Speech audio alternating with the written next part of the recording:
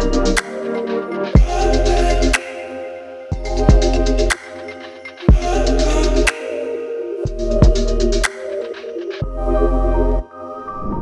everyone, and thank you for joining us.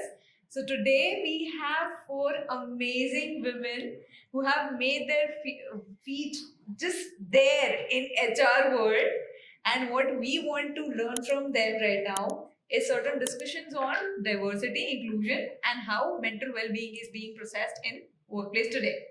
Right? So moving forward, I'd just like all of you to introduce yourself in just brief to short sentences according to how you identify yourself as. Hi, I'm Prerna. I call myself as a startup enthusiast because I've been working with startups since 12 years now. I started my journey with a startup HR consulting firm. From there, I worked with companies like MobiQuick, Swiggy, and right now I'm associated with Dot Media. All right. Welcome, Prerna. Thank you. Welcome.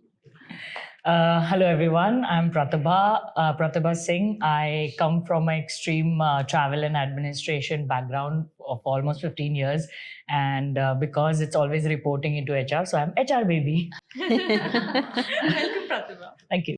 Yeah, happy to be here. And I'm Renu Bohra. I head HR for a German MNC and been in HR for quite a while. So I should say that I'm HR veteran. Nice. So happy to be here. Welcome. So this is Archna. I think some of you know me already, being part of Master Union and creating a lot of cohorts with Master Union as being part of KPMG.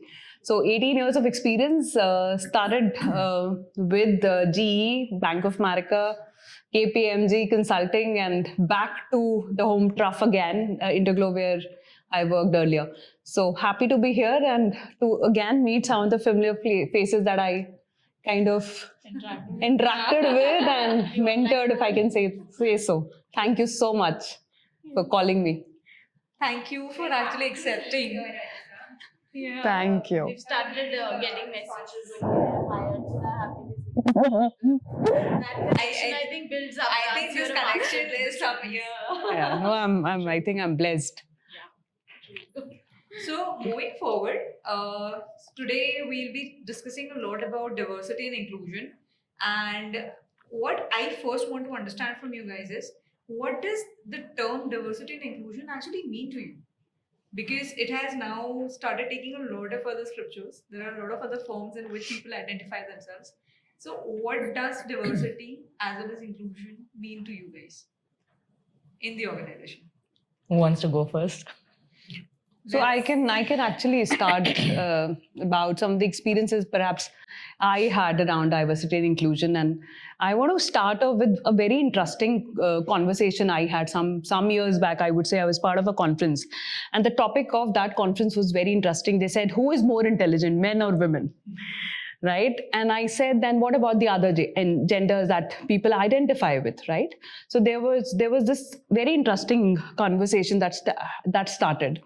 And the way people came out, and I was zapped. I wasn't very happy with that conversation that happened, because people said, no, I think women are more emotional, men are very logical, and those kind of interpretations started happening, and I could see some kind of biasness, as which is not very apparent to us. There is something called an unconscious bias that we have. That was not very apparent, but when people within the panel started talking like this, I was little zapped.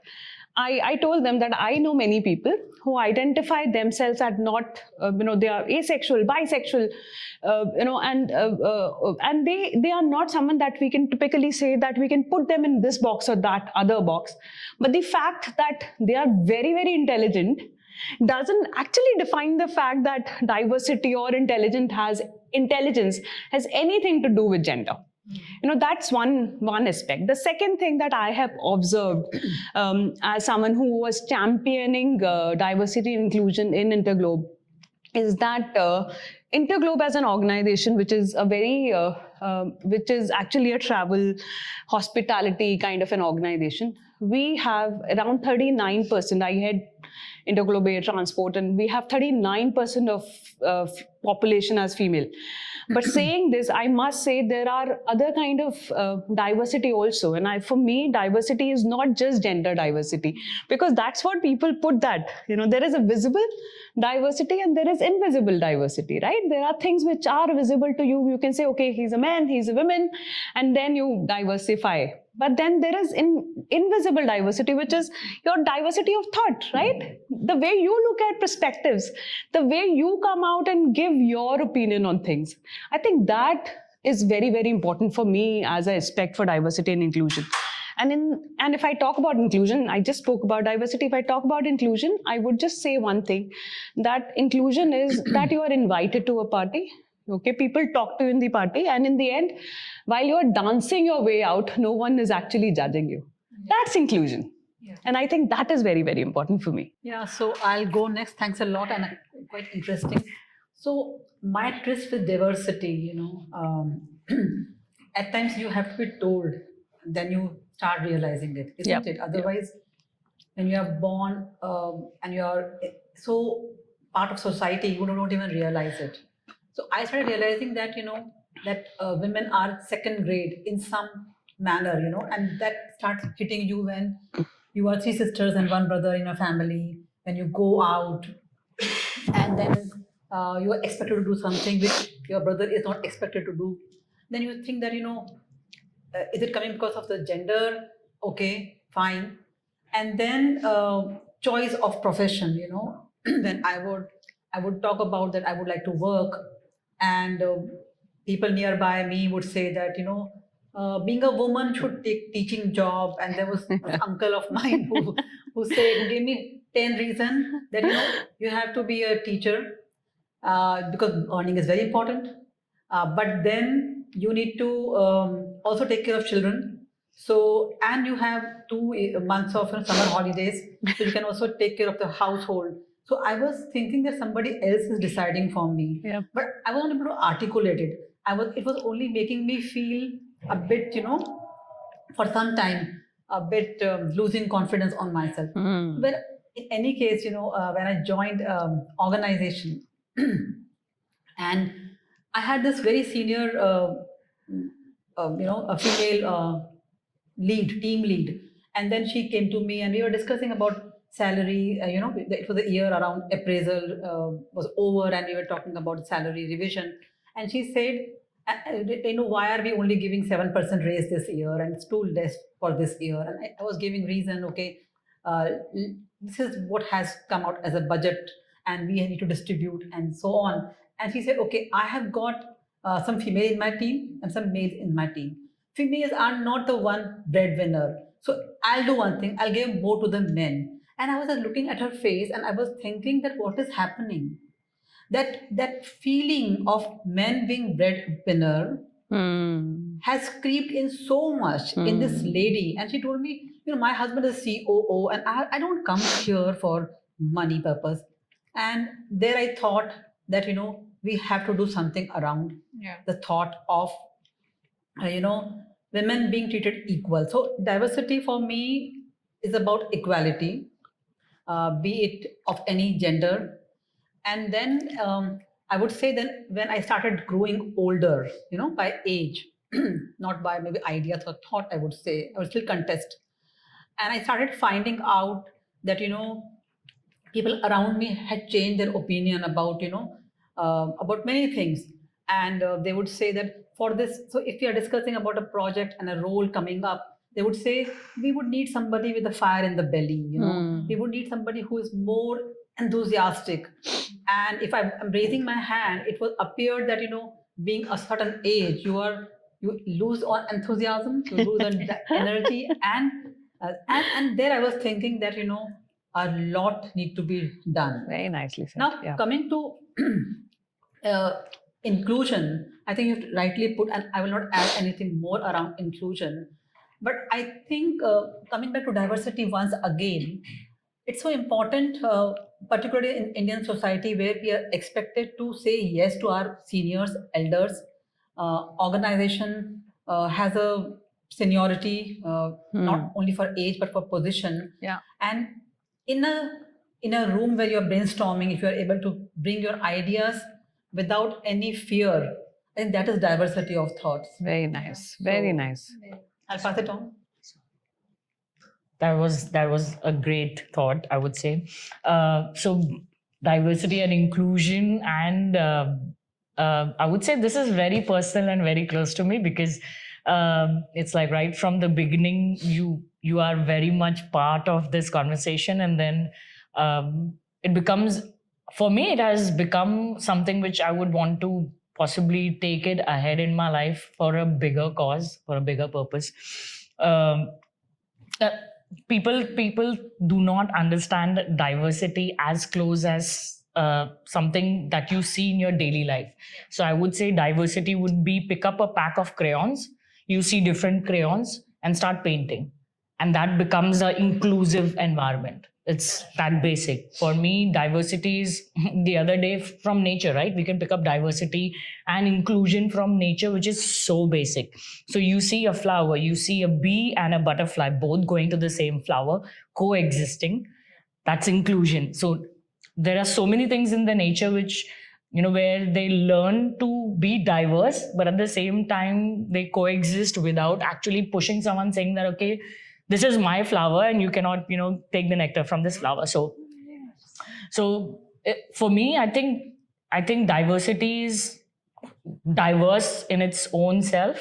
You cannot say that, okay, you're diverse in this way. I mean, in fact, I would say that the day people understand how they are diverse, then it will create a thought, a mindset in their head that, okay, if I am diverse in this way, then the other person in front of me is diverse in a different way. And then possibly they can have a better understanding of, possibly merging both the diversities together. At the same time, I feel inclusion comes, or the understanding of inclusion will come only when you understand how it feels to be excluded. So, I mean, we all have been in a place where, you are excluded, and how it impacts our mental health, because it's not a very great place to be excluded at any gesture or any, interval in your life. So only once you face the exclusion, you will understand how important it is to be included. So for me, all three go hand in hand: being diverse, being inclusive, and how it takes care of the mental health. So that's where I stand. Yeah. Do you think the culture is more judgmental in startups and people look downwards and upwards if you have alternative sexuality? Sorry, can I get that again? Yes. Sorry. Do you think the culture is more judgmental in startups and people look down upon you if you have an alternative sexuality? I would say it has got nothing to do with startups or an established organization. It's got more to do with the people around you. I feel they need to be enough learned or enough aware that they possibly can receive you from a place of acceptance, or possibly you can be the change that you want to see, and get that awareness in place. I would say, because it's not easy even for the other person to understand your sexuality if they are not aware of it. Correct. So being a change that I just want to add some point here. I remember that movie you guys would have seen called Dear Zindagi, right? Yeah. In that movie, Alia Bhatt, everyone looks at Alia Bhatt and suddenly Alia Bhatt gets up and says, so everyone in Bollywood is gay, right? Everyone is a lesbian, right? They are all homos there. That's the word they use. I'm sorry for using this. But then, she gets up and she says, no, that's not the case. The case is that they are very acceptable to the fact that what you are is what you are. That was Fair very enough. insightful. Thank you. I think for me, diversity and inclusion is acceptance. Like if somebody asks me what it is in one word, it's acceptance. Accepting yourself and accepting your surroundings, the people around. So she asked the questions around startup. I've been working for startups. I've only worked for 1 or 2 MNCs, that too on 2-3 months on a contract base or on an assignment basis. I felt, basis my personal experience, that startup people are more they're more open. They're more they accept a lot. So for example, right now I'm working for a startup wherein I'm working for people who are just in their 20s, early 20s, wherein hardly we are 2 or 3 people who are above 30s. But the way they accept us, the way they include us in whatever they are doing, in their thought processes, in the work they are doing, it's not just because we are mentor to them, but it's like friendship also, and the open-mindedness that they bring to the table in general. So for me, if you're working in a startup, you'll find the culture to be more open and they'll accept. So for example, I worked in Swiggy, so we had a different department which used to hire people from different genders, or we had team wherein we had transgenders that we have hired. At Dot also we have a team wherein we are very accepting people who are even if they come, and people are very open about if they are asexuals or bisexuals. People talk about it very openly.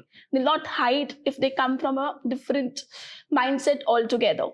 And I think at startups we talk about it. So for example, we are a talent management organization. We are managing talent. We want to include the people who are transgenders to the team, and we are talking about it. The founders are talking about it. The founders are training the team to accept it, so that once we hire people, they don't feel excluded. So that's how I think I feel about the entire concept.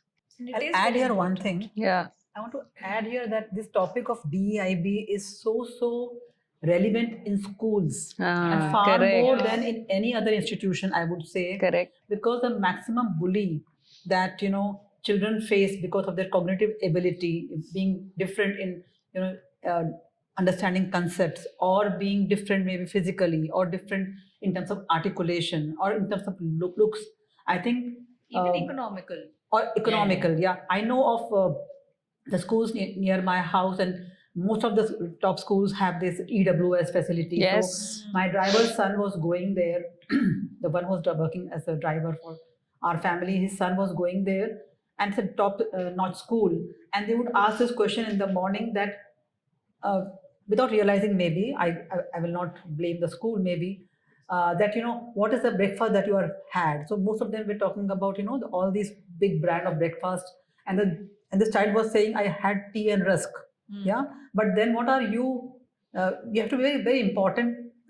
Even the question has been answered this way. How do you process the responses? Yeah. The teacher has a huge I would say responsibility here. Absolutely. Yeah. Absolutely. That is very correct.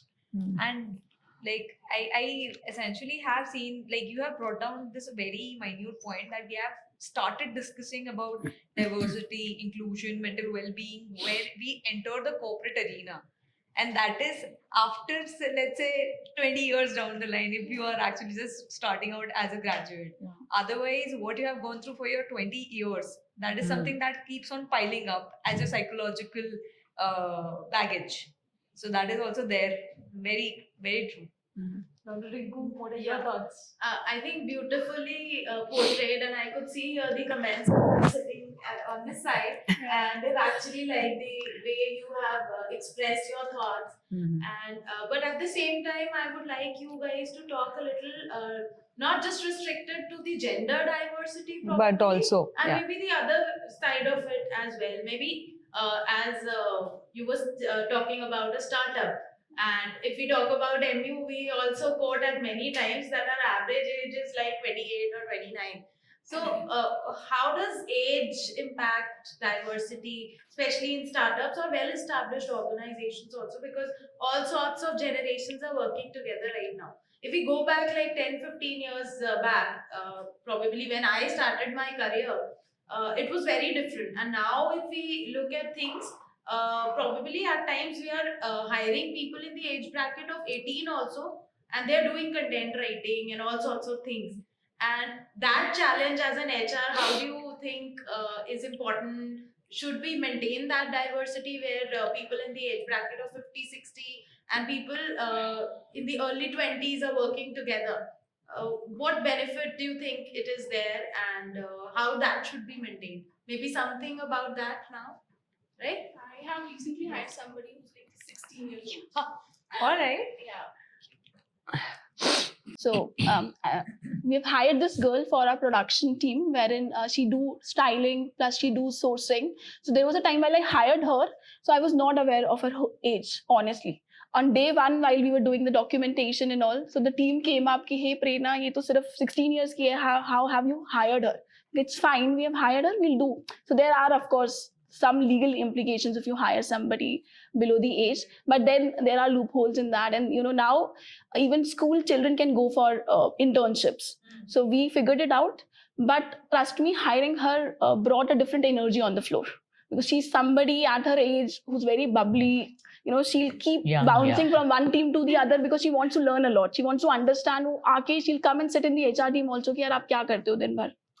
So the kind of energy that she brings to the table, it's very different that all of us that put together we bring the energy. So I really feel hiring people at different age groups is very important to bring the energy, to bring the experience, to have that balance in the today world. It's very important, because even if you have 50 years of experience but you don't have that kind of energy on the table, it will be dull at the end of the day. But to maintain that balance, to have that maturity at 50 and to have that energy of 18 years old, it's very beautiful combined. And running a startup specifically, I'll keep talking about the startups a lot, because that's what I am. That's a very that's there in my blood. that we're getting for startups. Yeah, so, because that's there in my blood from past more than 12 years now.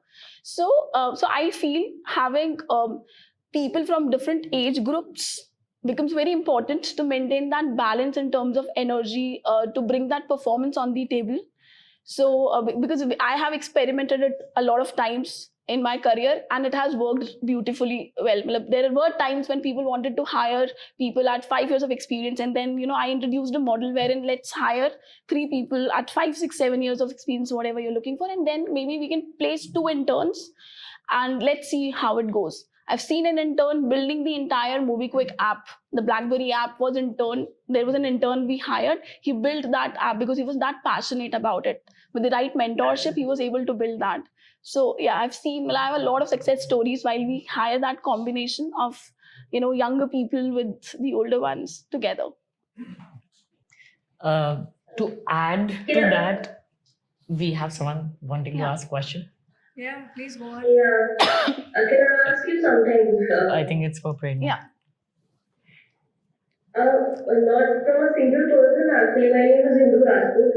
So, I'm working in a manufacturing company, so where we have 95% of male population and 5% of female. So what I believe diversity is including different genders in different age group and different from different state. So all together they can do better from a single point of view. So what I face now, so I had a discussion with the management agreed to increase the female population in the company. Then everybody agreed. So I interviewed some. We bring the females, so discipline would be maintained. So, but at the time of hiring, the hiring manager took the interviews. The candidate was very nice, but what I felt, there was some fear. If a girl come into the production, so how other people will be behaving. So I was stuck at that point. So I kept that on hold. So I hired a female person. So I wanted to ask how to handle that situation. So I would respond to you, but before that, I just correct or maybe I just add some thing that in India allows people to be hired who are 16 plus. Yeah. They are called. There's an act around it. It's called maybe young workers or whatever. Yeah. And then you can have a different time frame from them. Correct. Not 8 hours per day, but maybe 5 hours per day. And there's some limitation on the night shifts, but there is it allowed by law. And interns, if it's a part of the course curriculum, definitely we can hire interns.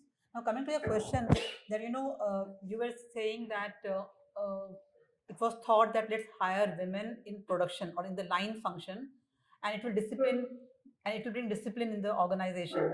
I also heard this thing that let's bring women and the males will get disciplined. I think it's a very wrong idea to bring women.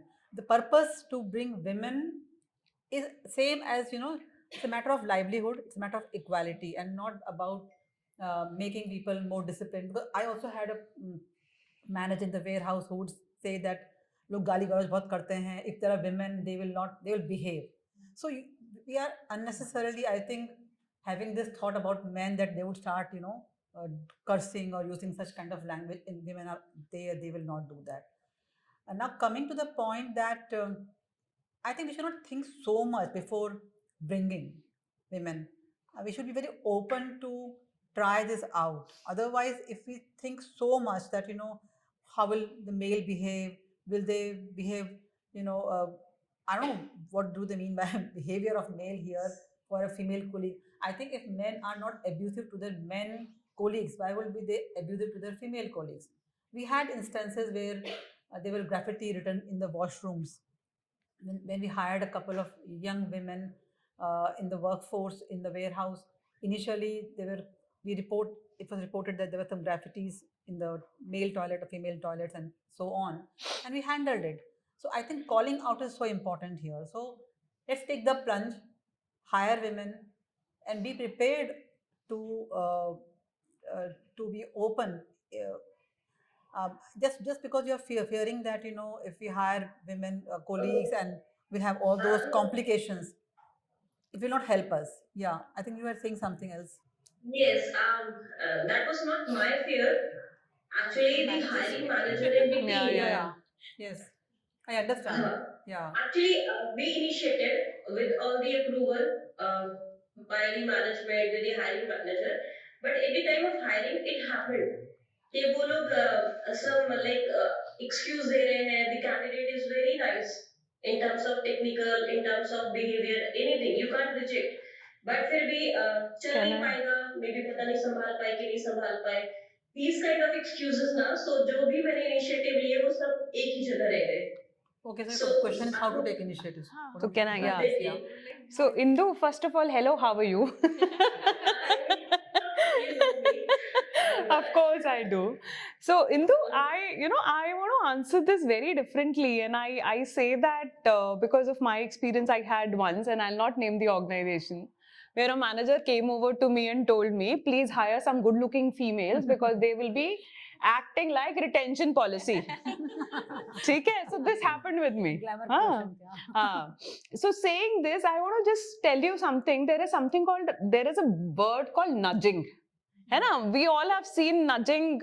Every cigarette packet that you will see, there is a warning written and a picture, right? Not that it's going to stop people from not smoking. It might not, whatever. But there is a fact that you keep nudging people, okay? And what nudging helps, it kind of helps pushing the boundary.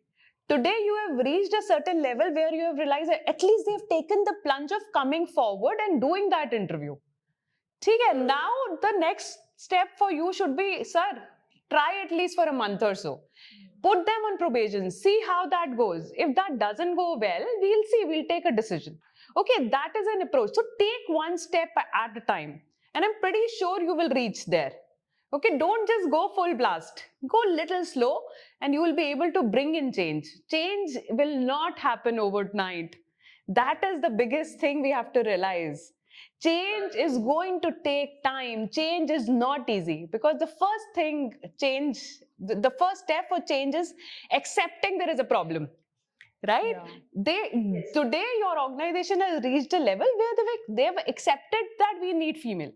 And with that, if I can add something, I have a lot of friends who are bikers, lot of them. And I have a friend who was telling me that earlier when he started off around 20 years back, when they did not have female at the tolls, the kind of environment that they had there was very different. The moment a female would come and sit there, the way they will talk to them, the money, how they'll collect, everything kind of changed. Hence, I remember I have a friend of mine, again, a very gender specific example I'm going to give you. She was about to get married and they realized there is no female in the family. So it wasn't taken very positively because the Dadi wasn't there. she did not have a mother-in-law. We might say whatever, but a female is one who brings sense to chaos. And I'm not saying that men don't, saying this, but I'm saying there are positives and negatives of both the genders.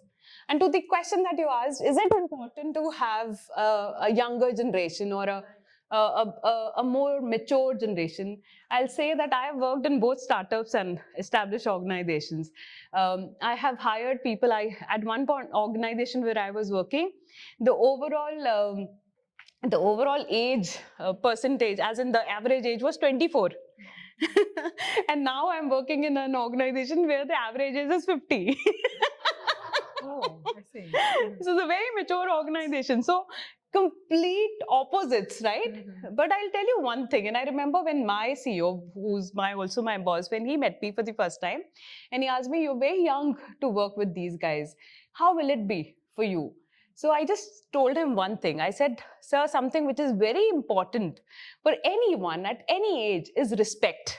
Yeah. Correct? So if I'm respectful to the decisions or to the discussions or to the point of view that people bring on board and I accept it with an open heart, then it won't be tough for me. I think that is important.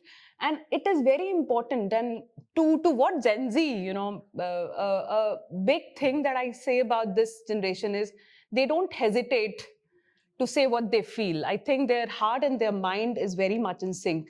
Unlike, our generations where what we feel might not come out from our mouths. So, that's the thing about this generation.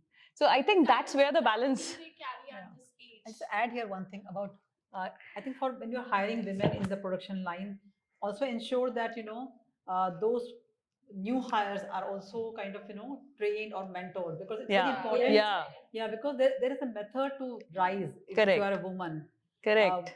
Maybe the way we are brought up, Yeah. and very docile, we have to be docile or not even tom-tom about what we have done. Yes. It's important for that person who is joining has to be hand-holded by anyone in the organization. Yeah. Very true. Yeah, me too. I just feel like I'm like working as Hema Malini from Satya Sarkar because I'm the only educated partner working in the company. Beautiful All analogy. are male members. She also brought in change. It's just in time. So, I just to add on to whatever we discussed right now, I think training the new hires along with training the people who are already there. You should have open discussions in terms of what are the fears. Why are they, they're not able to hire a female employee even after the approvals. So there has to be a forum wherein they're able to discuss that on the table. And I think that would help you to solve the issues. So Yeah. training the hiring managers is also important while we talk about hiring a female employee, in the production line. That becomes very important because they should be open-minded. They should be able to accept that change themselves. It shouldn't be yaar head ne bola now we are hiring it just because we got an approval. It should be they should be Yes. able to hire a female with an open mind themselves. So I believe training them becomes very important. To add on. So, interesting conversation. I would like to add a different perspective to this conversation. So, we are talking about hiring women for XYZ reasons, okay? I'll give my personal example. So, not quoting any organization, but I was part of a hire where they said, okay, we are less in number in terms of women, so let's hire more women so that we come in parity or come have some percentage which shows women in the team. So coming from admin background, which is mostly dominated by men in the industry, unfortunately, I got hired, and funny, this was a couple of years back, and my appearance, of course, at that time was absolutely different from what I look today. And I remember getting hired, and everyone, including during my interview, everyone was excited that okay, there's a woman in the team who's coming in, and this is the only woman in the team who's coming, so let's get her on board. And once I got hired, I was also going through a transition in terms of my appearance, and I happened to. From the gender identity point of view, I happened to cut my hair short, and I walked into work at that time, and every man in the room got a shock because the identity became, or rather the introduction became, as in it was coming from a place saying that, okay, we wanted to hire a woman and look what we got. So they were actually shocked from the place of, yes, they did hire a woman in the team, from all the mindset that people have that, let's have a good looking woman, or let's have a woman looking woman in the team. And all of a sudden when you get someone who's not identifying so-called the mindset of a woman, and then the whole perception changes. So I would say that it's important even to not have taken the box of having a woman, but at the same time, the person who's getting hired, it's also important to think from that person's point of view, or how they will be received in the organization. It's not just the organization who wants to get someone on board, but also on the other side. So that's where the mental health comes in the picture, because if someone who's not accepted in the organization for whatever reasons the organization want to have the tick in the box, the person coming in should not face the mental torture or the trauma of not getting accepted. So this was one personal example. Coming to the question of whether there should be more younger hires, or a certain age group, I feel that we are so diverse in our head in terms of filtering. We should actually take out the concept of age, concept of marriage, concept of divorce, concept of whether you have a tattoo, whether you have a piercing. All of these things do not impact the brain of a person who comes to work, because they come to work with their brain, which they will use, and nothing to do with how whether they are young or old or this or that. I would say that a younger person, yes, is more exposed in nowadays. Gen Z is more exposed to the media around, as compared to a person who's a millennial, who possibly during their era didn't have so much of exposure. And it's difficult to change the way they think, but they are open to learning. At the same time, I feel that the gap between a millennial and a Gen Z is important, because Gen Zs have a lot of fresh ideas but lack experience, and the millennials have lot of experience but lack the new mindset. So there has to be a fine balance between both. Otherwise, an organization with only Gen Zs can lack experience, and the organization with only millennial will not have a new mindset. Correct. I'll add here, yeah, it's a beautiful perspective. I'll add here, for 6-7 years back, we consciously we made our senior management team, the average age, we reduced the average age. We whatever vacancies we had of the legal head, of the P&L heads, we consciously brought people who were maybe in the late 30s or early 40s, mostly in the late 30s. So the average age of the senior management or the CXO level team is quite reduced from, these are like 12 people. So the average age was maybe around 47 maybe, and now it is 36 or 37. So we did it in 7 years period. But what happened in the COVID time, we found that in the COVID time, when we were sitting in the month of April and we found the budget exercise, and we found that people are, everywhere, schools were locked down, the entire city was locked down, there was no clarity about what we will do. And there were three younger P&L head, and they were personally complaining.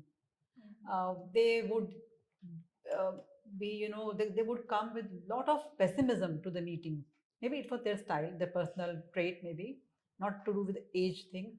But the older folks were quite optimistic, because maybe they had seen life, maybe, or they had read more, maybe, and they were saying that we don't have any reference of any big pandemic in the last so many years in the industrial era, but let's see what happened in the World War. Let's read some books of Winston Churchill or so on. The senior guys were saying, and the youngsters were saying, "Ki ab to sab kuch ho gaya, we will not even come out of our house." And so we found that age, having a balance of experiences. I'm not talking about age here. Correct. Experiences brings a lot of good perspective to the team. It does. So I can add a personal example. So while I'm working, I do own a startup also. So there is this person who's associated with me. He's 54 years old and he's a retired person. So there are times, like she rightly mentioned, there are times when I become pessimistic. कि यार ये client नहीं आएगा, ये crack नहीं होगा, will not be able to deliver on time, and this person would handle me very calmly कि हो जाएगा, you know. So I feel that balance between experience is very important. Experience and ideas is very important because I have experienced that very personally from the last 1 year, wherein I am working with a very senior person, and he's bringing that, you know, maturity to the table, that calmness to the table. वो सबर बोलते हैं ना कि सबर रख, वो I'm learning from him eventually. I think statistically also it has been proven that there is like an 18% increase in productivity whenever diverse populations work together. Right? Correct. So when we think about it, it's because there's a combination of all the ideas which can be there on the table together. So as Prerna said, it's all about acceptance. And as each one of you have actually like, I was just listening and I realized that every one of you have a very different perspective from where you are coming from. But at the same point of time, it all melts down to just one thing, that diversification is something you need to be aware about. It's not something that needs to be factored in. ये नहीं करना है कि checklist. Label नहीं देना है, because if you are saying ये person हमसे अलग है तो आप अलग ही उसे register करोगे. Yeah. This is something which has to just go along hand in hand to realize कि ये भी ठीक है. This is one more thing which is okay to happen. So I have one question which is on the screen. I'll take that one and then we'll continue the discussion. So Saransh has asked that what can be initiative that can take to ensure better mental health. We have mental health consultations reimbursement. What else can be done? So is there something that probably you have seen in your life journey which has been addressed as a mental well-being status in your organizations, or something that you feel can be introduced in the organizations so that employees' well-being is also a part of it? I can take that. Yeah. So, I mean, mental health is something I hate calling it mental health. We should just call it support, because the minute you add anything which is mental to to the subject, people think that someone is going crazy. But to be very frank, in today's day and life, people don't realize that everybody needs that support. Nobody is perfect to begin with. There are measures that not only organization but the family members should also take. So today, for example, if you have a person in your family who is struggling to just manage the emotions, which it could be anybody, it could be a Gen Z, it could be a millennial, it could be someone who's very elderly in your family, and you feel that okay, this requires a support which can help them, unbiased support, I would say, because many times what happens is we end up talking to either our family members or friends or siblings, and they all come with their own I would say experience, and they end up projecting their experience on you.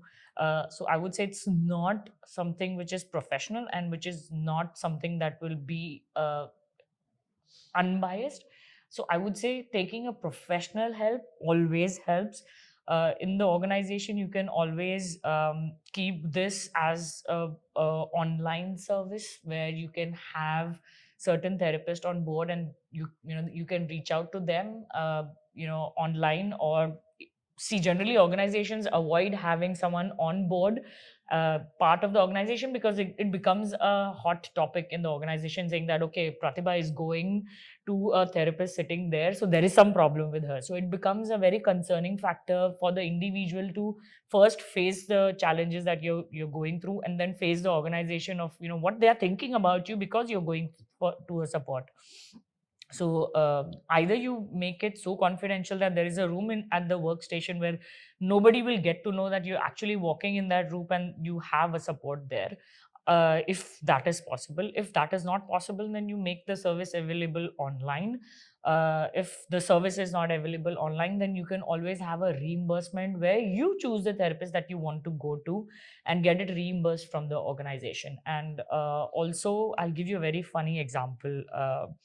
Again, not quoting any organization, but I did go to a professional support, and I got it reimbursed from my organization, and they had certain insurance companies who were actually verifying verifying whether whether Taking the therapy. exactly. So it's a when you go to a insurance company, they have a typical set of criterias of, okay, if you're sick, then what is the painkiller that you're taking, or what is the medication that you're taking. And when it comes to mental health, there is still no room for the insurance policies to actually understand that this is different from the physical illness, because in physical illness you can actually provide a lot of documents in terms of your body part or your X organ is not functioning, and you're taking medication for Actually, those. they give documentation for Exactly. that. So the insurance company, funny, they actually asked me that, can you provide me this particular document to prove that you were going through certain, challenges, and you need to take, these prescriptions. And I'm like, I didn't take any medication. I didn't, there is nothing which I can show in terms of mental support to a insurance company saying that, okay, give me a reimbursement because this is the disease, or this is something that I'm going through. So you need to check whoever is providing the reimbursement of the organization. It's very important to check the insurance company of what are the criteria, whether they understand basic mental illness or physical illness. There can't be a general practitioner who says that, okay, I've tested you and you feel that you're all okay or you have a problem. It needs to be tested by a professional who's a mental specialist, and it can't be the same. So a general practitioner can never verify for your insurance thing. So that's my take. Yeah, thanks. I think the good. Add here that I think since we are talking from the institution point of view, we're talking from the organization point of view, that what can we? I think we are on the winning side. Yeah. So I'm saying from the organization point of view, this question that what we can do beyond EAP, Yeah. or what we can do in wellness. I think I would like to go back to the one step back. I agree that mental health or overall well-being is so important. Organization should support it in all means, and there are various means to do that. But I think as an organization, just look at the many children who go to psychiatrist or psychological help, they are scarred by the parents, unknowingly, knowingly. They are scarred by the schools, the teachers, or their cousins, or their family members. So it's so important that in a day-to-day mechanism, operating mechanism in the organization, how are we treating? As somebody said, talked about respect, and it's so important. You know, I have seen, since I also coach people and I also counsel, and I'm approached by many people from other organizations through my network, who just they tell me that in last month we had a appraisal discussion, and haven't come out of it because it was like somebody has just kicked on your face that you are not doing this thing, you are not, and this person says that what is my career prospect? No, come on, you better do this. So the way it was told was not even constructive. So I'm saying a performance appraisal process, is it stamping you? Is it making dividing you as great performers and laggards?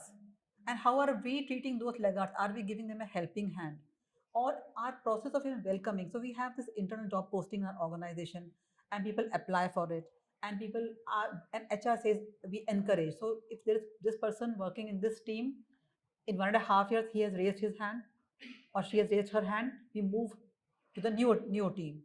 The previous team manager, when the person is leaving, is saying, I don't know where you are going, but you do these work before you leave. And the last 1 month where he is just taking over, handing over kind of thing, becomes the most strenuous for him or her. So are we welcoming people in the team, newcomers or within the organization? How are we treating people day to day? What is the power dynamics? Definitely manager has a upper hand. He or she decides on, they decide on my future. It's a fact, and we won't be able to change it.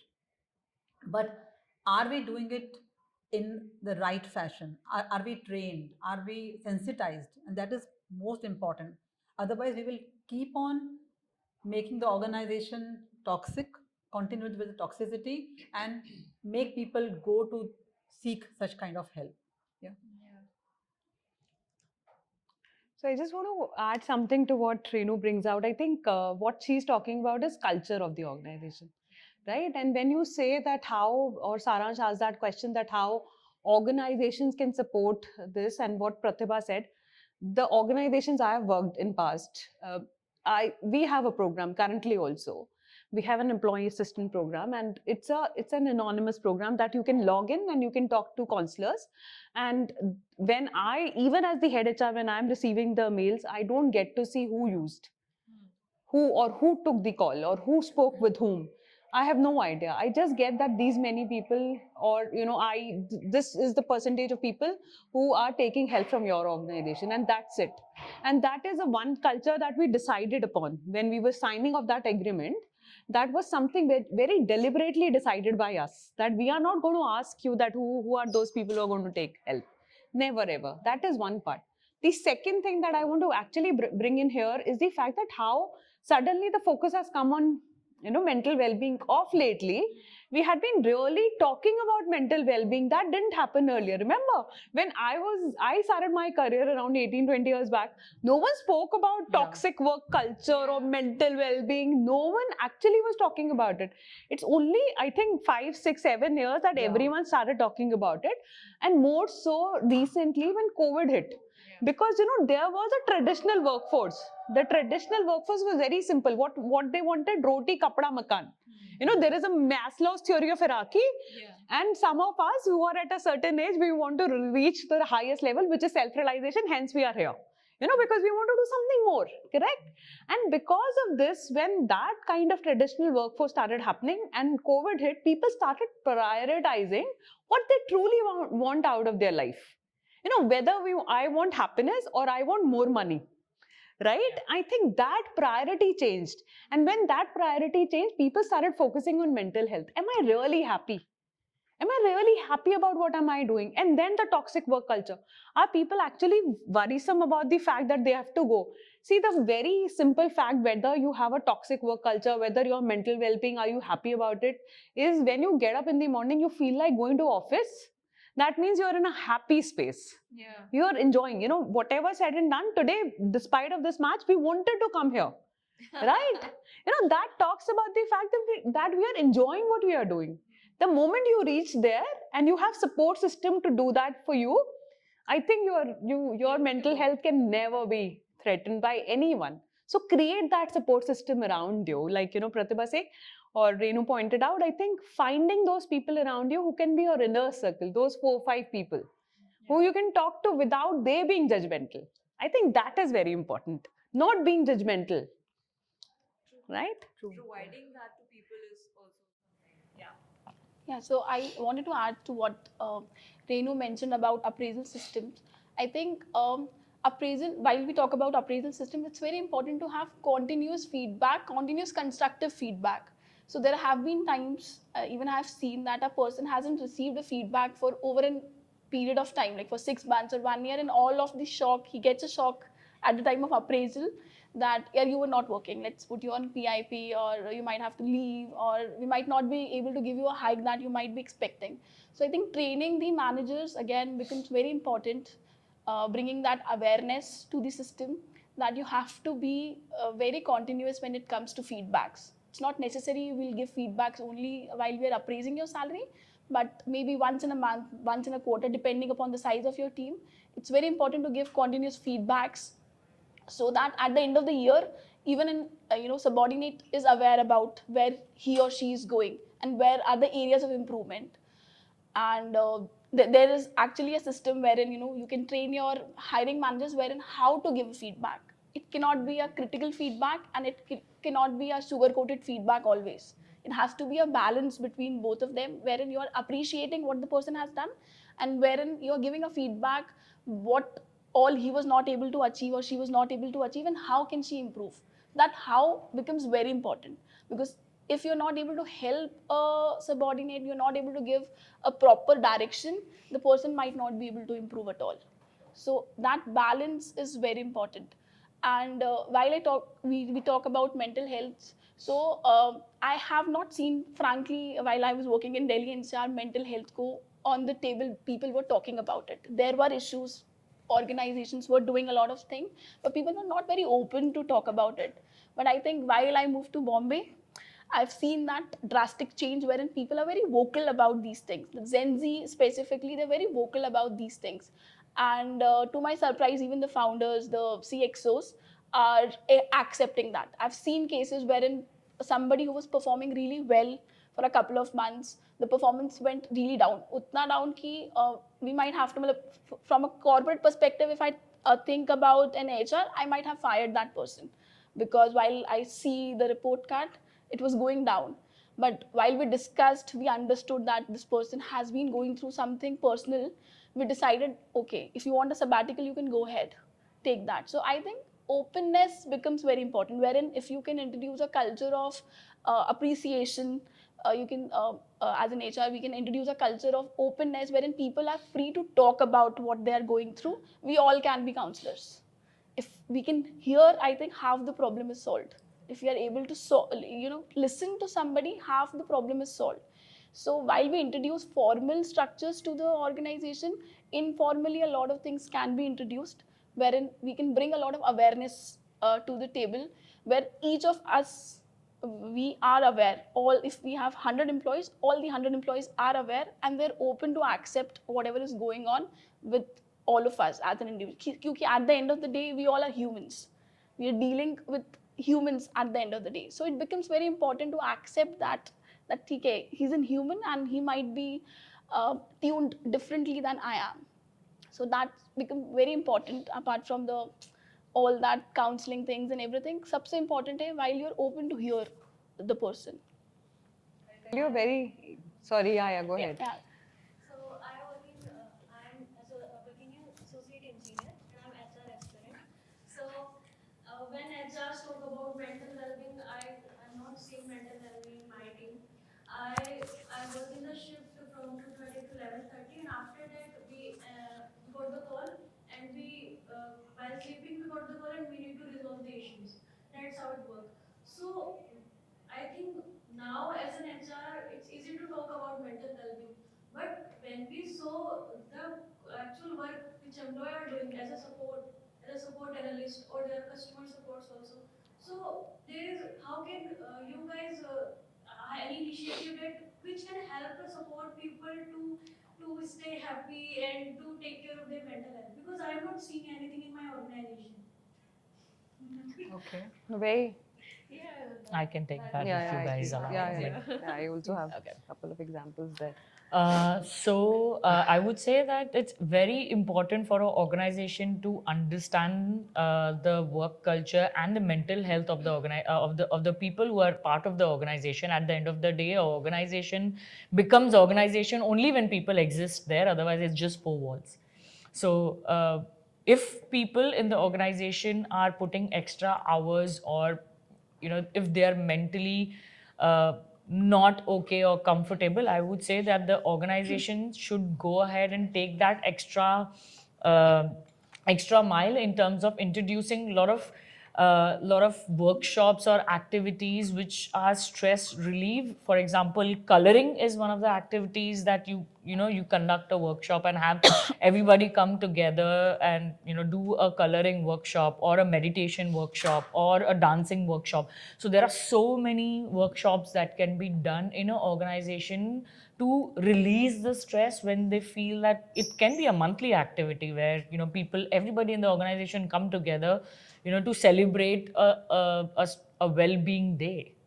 It needs to be called as a well-being day, so that every month everybody comes together and celebrates well-being. You can pick up a lot of activities which is a stress relief, and everybody can participate in that. So that's where I think that the organization mindset needs to change, and it's always a top down approach. So unless and until the top management do not understand that where the mental health of the organization is, these changes will not come in. So it's important to understand the pulse of the organization. Pratibha, I'll tell you, I've seen this. Okay, and I worked in an organization where we had IT support. Okay, now if you talk about it, these are some real time things that happen. Okay, we cannot deny it. I'm not saying that your manager is not going to call you and ask you to work and resolve a customer problem when there is a problem. You have to go through it, okay? I'll give you a small analogy and then I'll tell you how to resolve it, okay? The analogy is that how do you think pearls are made? You know how pearl is made? The oysters, yeah, suddenly the oyster, the mouth gets opened and the dirt particle enters, and it creates a chemical reaction inside, and it irritates it to the core, okay? And then suddenly after some time you will see a pearl is being formed. That's exactly what stress is, okay? That's exactly what this irritation is, okay? There will be situations in which you will be put where you will be asked to do or stretch things which are very difficult. Sometimes we might do all these activities, okay, but then I have seen people coming over and telling me, Archana, I don't want to do this rangoli or whatever, because for me my sleeping is more important. I want to take rest, I want to sleep, please, yeah, don't do this, okay? And I would ask people to come. So what we introduce something around all. Whenever they play, there are a lot of platforms which are online available, that whenever you feel, you can play a crossword or a sudoku or whatever you want to do on your own and your leisure, right? But the other thing, and that's where managers are very, very important, okay? But the important thing is how engaged your manager is with you. How open are you with him? Can you go out and discuss the same with him and can tell him that, sir, I have this problem, I worked and stressed this much, and I KPMG, we were working with Saturdays, Sundays, working and supporting master union. In that times we knew that we had to create a schedule in such a way that the work is being divided among people. My team is not stressed to an extent that only one person is continuously doing. So it is, hence we always pray for having good managers. Huh? So your mental well-being also depends upon on your manager. And there was a immediate manager. And as they say, you don't leave jobs, but you leave your managers, right? And there was also a study which was done in which they said that it is easier to apply for a chutti or a leave online than to go and ask the manager in person. Okay? So I think that's it. So I think, yeah, it all depends upon how you balance out and the relationship that you have with your manager, and more important, the relationship with you that you have with your one over manager. That's the trick. So relationships are very, very important. So see, balance won't come. These are some jobs which are very different. These are jobs in which you will be asked to do things which are different than the normal 9 to 5 kind of role, right? So stretch will be there, but become a pearl. I'll add here. Yeah. So maybe I heard the question in a very different way. Yeah. So I heard that most of you in the organization are working on very long hours. This is what I heard. Did I hear it right? Fine. Most of you are working so long, and your organization has told the customer or client, whoever, that they will provide them 25/7 services, right? So even hospital work these ways, Yeah. even army works 25/7, but not everybody is working 25/7 in the team. Yeah. There's an 8 hour kind of rostering is there. I think you need to speak to the manager. You need to speak to the organization. And I wish that organization has, these channels where people speak. Like, we may not see everything, but I remember there was a very young trainee whom we had hired, who came and told me that the laptop bags, that the laptop size that we are giving to the organization is quite big. And I said, how does it matter to you? So he said, no, I saw, and he told about a colleague whom he saw, and this lady was expecting.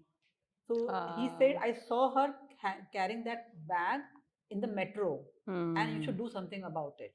So he came and met me. He had a channel to meet such people, talk to us, and then we thought of some solution.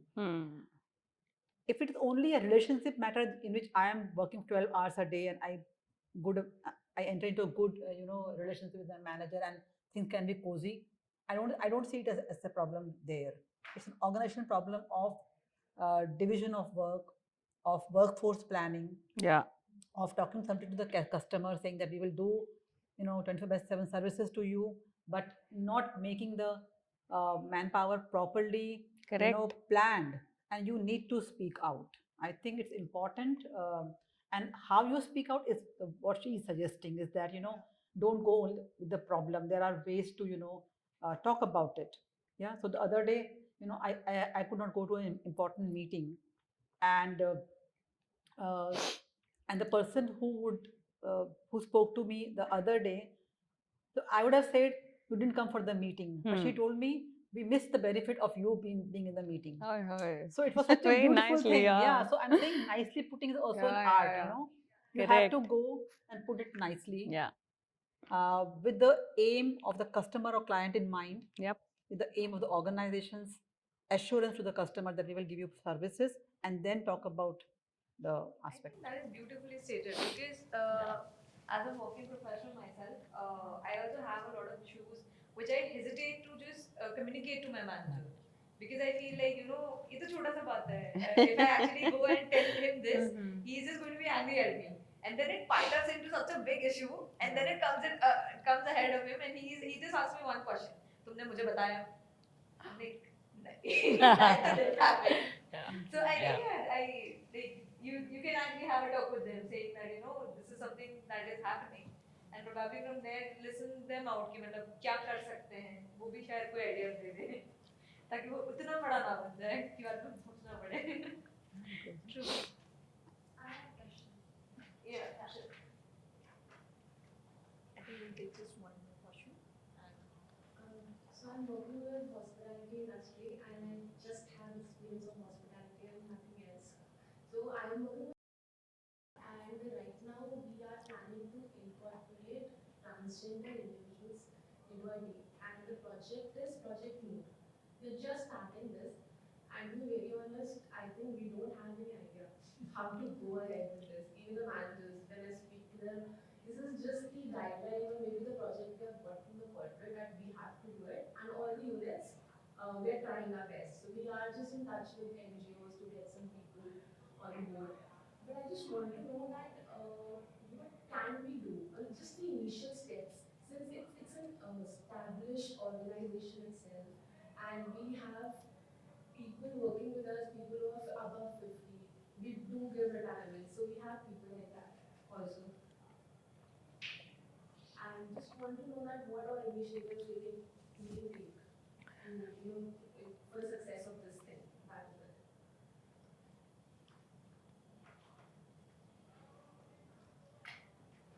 I would love to take that. Okay. A very important and a very interesting question. I think most of the corporates should hear this.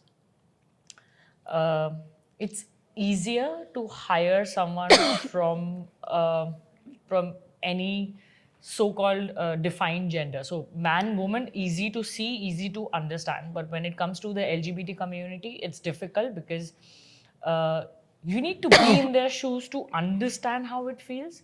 When I say be in their shoes, I think one day your organization should actually keep a stiletto day where all the men would put their feet in that shoes and try walking for at least a half a mile or half a kilometer, because that's when you understand of how a person feels when they are not in their comfort zone. So it's easier for a man or a woman to walk in the room and people will be accepting. But imagine a man possibly cross-dressed and walking in the room and people will be shocked because they have possibly never witnessed something like this before. So I would say the environmental sensitization is more important as compared to hiring someone. So before you get going in terms of adding a tick in the box, I would say make sure that the people in the organization are much more sensitized to maybe have a cross-dress day someday. Let men dress like women and let women dress like men. Let them be in the shoes actually to understand how it feels to be in someone else's shoes. Only then the sensitization. So my only piece of advice would be to be in their shoes first. Come from a place of empathy and not sympathy, because only when you actually look into how it feels to be there, that's when the help, or that's when the sensitization will come into place. Otherwise, the person who's getting hired will only feel excluded and further being more traumatized in terms of working or being enthusiastic about working in a corporate. At the same time, I was, listening to everybody, and it just kept coming in my head. We talk about mental health, and COVID has taught us such an important lesson which we forget. So, what exactly COVID has done? COVID has made us feel excluded, which we possibly would have never felt ever in our life. I mean, we do feel excluded on various levels in our life. But COVID was a mass example of how someone was excluded from parties, from working together, from it actually made us feel very isolated, lonely, being all by yourself. Yes, families were there, but you were not being social. So that was a big example of being excluded. And the minute you came out of COVID, everybody wanted to feel included. So it's a beautiful mix of feel excluded and then feel included, and then you're ready to accept everybody who was part of COVID is part of you now. Why? Because you were in it together. I'm saying, why can't we come from that mindset of diversity and think that, okay, if I was excluded and I can be included, it is same for everybody. That's how the universe works.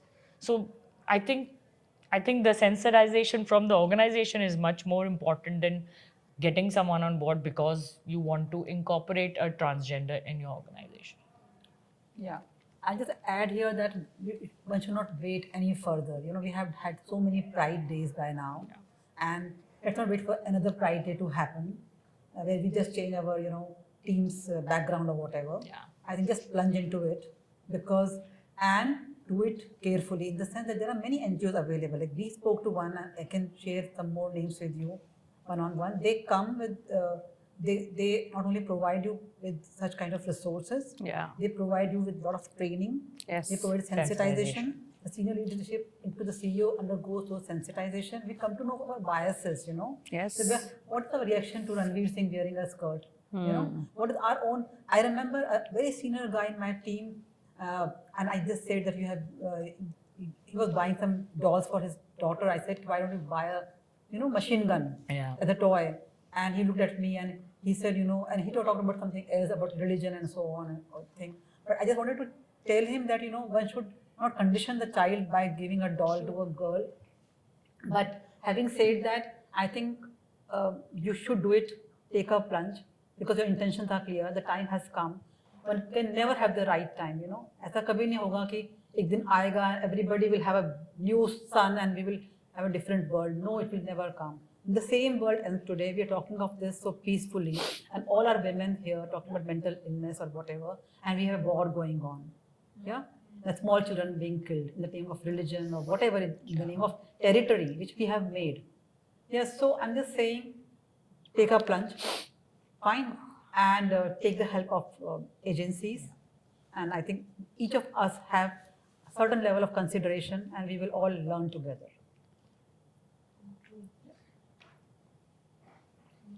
Yeah, thank you so much. I would say we had a very healthy discussion on all the three topics: diversity, equity, and then mental health.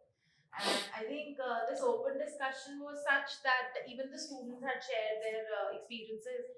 And as we have all the learners who are actually into jobs right now, they're freshers into the industry of HR. Any last thoughts that you would like to share? Maybe a one-liner from your side, thought that you would like them to have in their mind just before we leave the session. Yeah, as a takeaway maybe. So Archana, can you please start with that?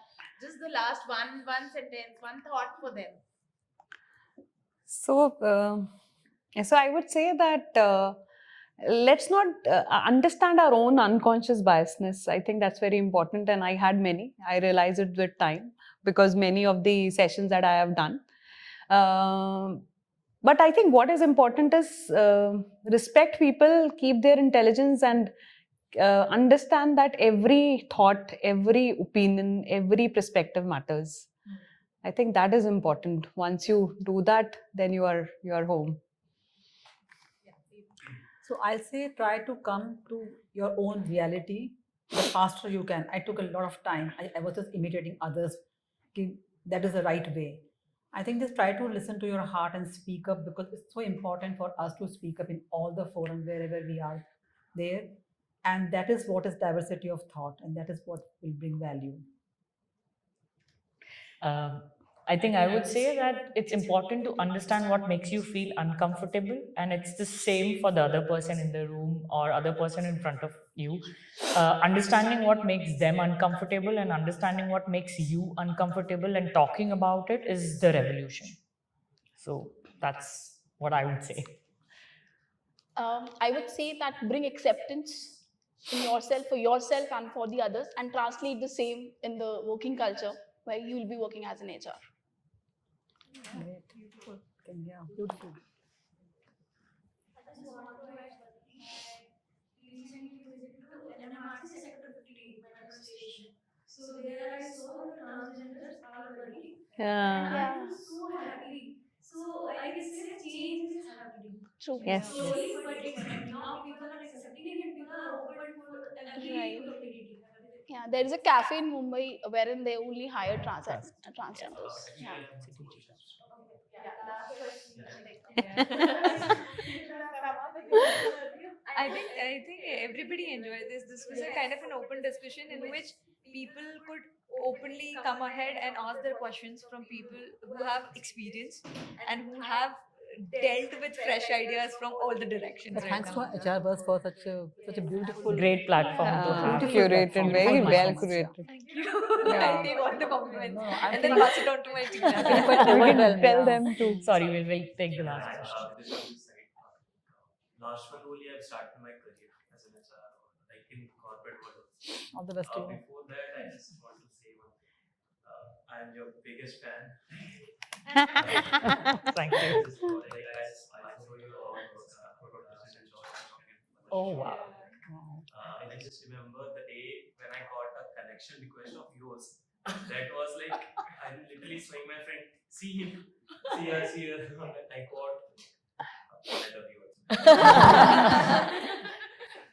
Yeah, my question was that yesterday only I got an assignment from a manager, like to make a poster on Porsche, like for Vedanta. Okay, so my question is like, while making that poster, I am only using the woman word.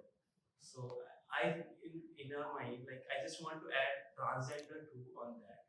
So is it okay to means like put this question or put that opinion to Absolutely.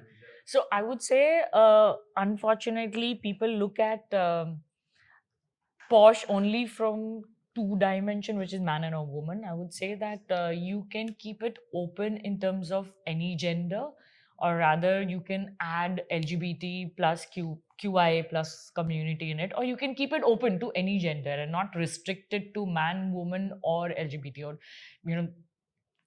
more or less you can have an inclusive policy rather than having only restricted to women, because we are celebrating International Men's Day today. But to be very frank, there are a lot of men whom I know has also gone through a lot of harassment in their life.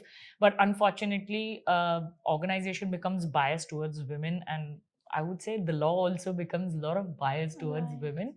But I would say that it's important to address all gender in the policy rather than just restricting it to women. Yeah, so check with your organization, Yeah, and correct. please tell them if they're just going by that posh POSH policy act which came in 2013 after Nirbhaya thing. Yeah. And Justice Sharma was the one who was Yes. drafted everything. Tell them to let's go beyond the ambit, include that thing, and make it bigger and bigger. And nobody can stop us from making it bigger and make it gender agnostic sexual harassment policy. Yeah. Because that's exactly how POSH works, like Renu explained. Because POSH is a act which is very important for the organizations to follow, and there are consequences which happen if you don't do that. But then there is an organization culture, organization policy that you can have an assimilation with, and Just check with that. you need to check.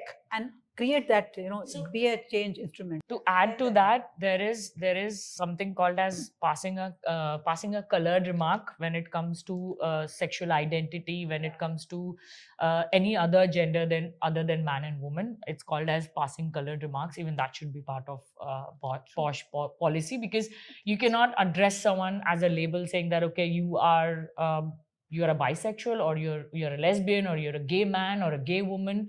Even that shouldn't be part of the conversation.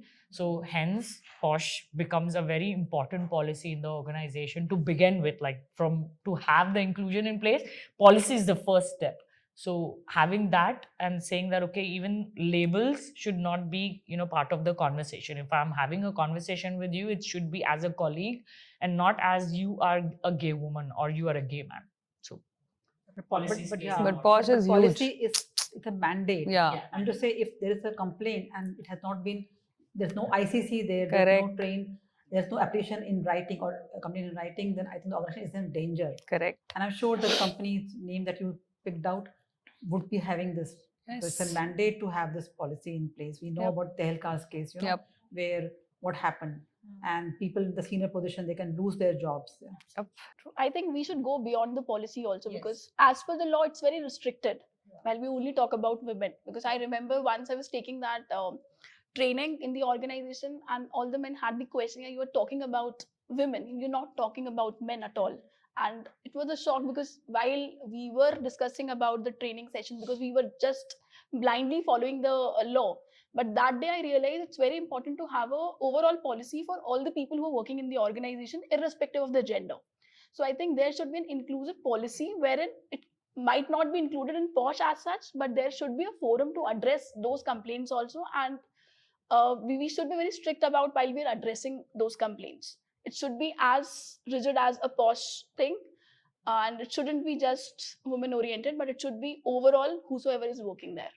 Overall sexual harassment as a topic. It should be overall. While you're training people, you can talk about POSH, and also you can talk about that in case you're a man and you still have any issues, and if you are facing a issue, they can come up. There is a separate forum for that, or maybe the same people might take up the complaints, and the process would be same, but it will not be included in POSH. So there are ways to handle the entire thing, but it should be inclusive at this point in time. Yeah. I want to add one last thing. It's very important to bring the inclusion in only when you have allies standing. No matter what kind of diversity it is, the diversity will become inclusion only when you have strong allies supporting all the diversity. So please have the allies, and I would request allies to come out of the closet and support True. people who are diverse. True. For people to actually take a stand. Absolutely. For diversity. Absolutely. So I think everything comes down to being human, right? Yeah. So Beautiful. be it diversity, be it equity, be it inclusion, or being mental health, let's all be human and not be judgmental. Be open to everything that we have around and keep learning. I think that is again one of the keywords that I can take from the discussion that we had here. And closing the discussion, I would really like to appreciate HRVerse, as everyone was really